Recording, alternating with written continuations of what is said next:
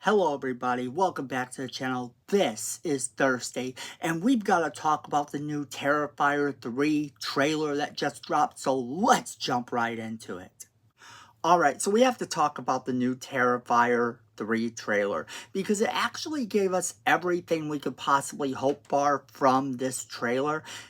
And it looks like it's going to answer some of the questions we had that were held over from the second movie. And that's what a lot of people were concerned about when it came to this movie. Nobody had any doubt that this trailer was going to deliver on the scares and on the gore. But what people were wondering is, what is this trailer going to say about the plot? We're going to kind of break down what happens while speculating about what it all means. So first, the trailer opens up. It's been almost 5 years. We're approaching the 5-year anniversary, and one of Sienna's friends actually wants her to talk about the stuff that happened. She says that she's sure that people will want to hear from her. So that's kind of where we're at when we open up. They're saying, I'm sure people would want to hear from you. And of course, she might be thinking about it, but suddenly she starts getting the feeling, apparently, that Art the Clown is back. And she's not wrong, because we see Art the Clown in the trailer almost right away. We know that he's coming back. We know that she's had a hard time over the past 5 years. We know that she's been struggling. But there are a couple things that this trailer brings to our attention. Her brother no longer believes that Art the Clown is alive. Nobody's going to believe her in this movie, which really does add to that tension. In a good horror movie, you always have to have the one character that knows exactly what's going on, and nobody believes them. And that seems to be the look they're going for here, with her getting the hint that he is back and nobody believing her. But there's a couple things that happen in the trailer that are very, very interesting. It looks like we're going to get a scene that takes place in the sanatorium where Art the Clown's body was reforming. So we're going to get the answer to how that sort of happened.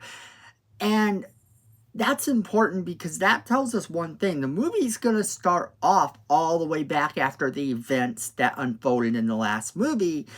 And then we're going to get this time jump. And that's kind of what I had said before. I thought we would get to go back to that point and then kind of get a time jump from there.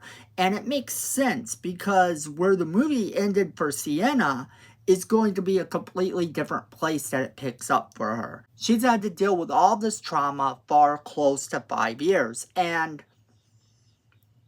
the cool thing here is that she talks at one point about going back to the Terrifier, the place where she fought Art the Clown. Now, at one point, her brother inquires if it's still buried there, meaning the sword, meaning her weapon from the other movie. That's right. So now she gets to have that weapon back. And this is very important because that weapon seemed to have magical properties, if you remember. And to have it come back in this movie actually means they're going to answer exactly what that weapon was. And that's cool. How does that weapon fit into the mythos of Art the Clown himself? How does it fit into her father? Where did her father learn to draw this particular character modeled after her? How entwined is he into Art the Clown's mythos to begin with? And all of these questions now have to be answered. But that's not even half of it, because at another point in the Terrifier trailer, we go to another place. It looks like we're going back to the place where viewers would have first met Art the Clown, all the way back in his first appearance. But if you want to go back and watch the original, it's there. It's available. You can watch it on YouTube, and at least last time I saw it, I actually was able to watch it on YouTube itself. And I do recommend going back and watching that movie Go back and watch all of the Terrifier stuff if you haven't seen them. And I actually have a video where we break down the history of Art the Clown and kind of talk about all the movies he's been in, all of his appearances so far.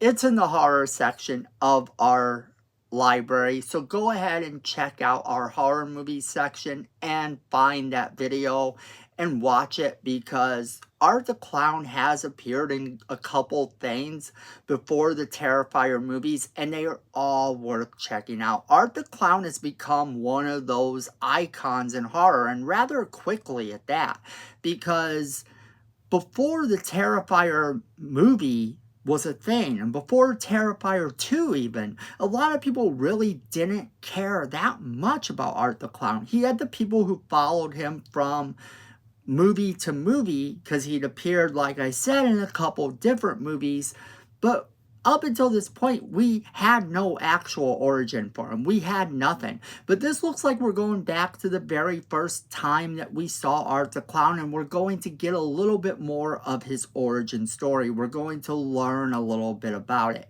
And that makes it kind of interesting, because some of the characters that were in that very first appearance are just as scary as Art the Clown. And it looks really intriguing. Now, from there, the trailer goes on to show us Sienna getting beat up. And Sienna is getting beat up by Art the Clown. He is in a fight with her, and it looks insane. So by this point, she's fighting him all over the place. And I'm guessing this is sort of in the middle of the movie. I'm guessing this is before she gets the weapon back, before she gets her sword back, that she goes after him with the sword, becoming the Sienna once more that she has to be. This is the point in the horror franchise where they bring back the final girl from the last movie, and she's not the person we remember. She's kind of more broken, more terrified, pun intended, than she has been previously. And it's going to take her a minute to get back to where she needs to be to defeat Art the Clown. And it promises to have a lot of murders in it. They show the shower scene at one point in the trailer, and it looks wild. And then we also get a clip of him delivering gifts while sitting down in what looks like a mall or a department store. And we see that he is playing Santa at this place, and we get someone who kind of looks like they're upset. One of the moms, one of the parents saying, "Who is that Santa Claus? He's scaring my children." And it's meant to be funny. I'm sure they're playing that up for laughs, but then apparently whatever's in the bag that these kids run up, they say Santa Claus is handing out gifts, and whatever's in this bag is so horrible that the kids start running off. They start screaming. I don't know where this thing comes from that he's supposed to be maybe ending a child. I don't know what's going to happen there. I don't think that that's going to happen. Although it's cool that they're playing that up in terms of the possibility, because you want to feel that real sense of danger.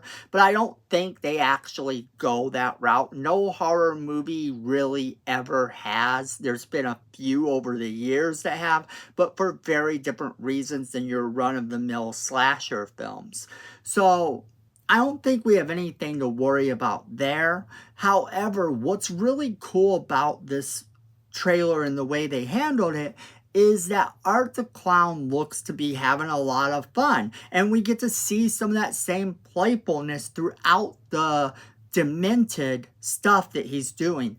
And that's what really sells for Art the Clown. It's that comedy that kind of separates him from everything else that's out there right now, because it is a very off brand of comedy that feels different from others. I mean, you get Freddy Krueger, who made some pretty funny quips at people, and then you also get Chucky, who's always doing one-liners, but there's something very different about Art the Clown, I guess, in the fact that it has to be conveyed in his actions, not by what he says, because Art the Clown doesn't actually speak. So that's something that's really cool here too, because they have to actually make sure that they can play this off a certain way. It does look like this movie is going to answer a lot of questions. It looks like it's going to be gory. It looks like it's going to have a lot of scares.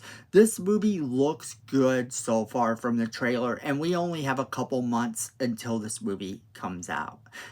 So that's what I think is going to happen.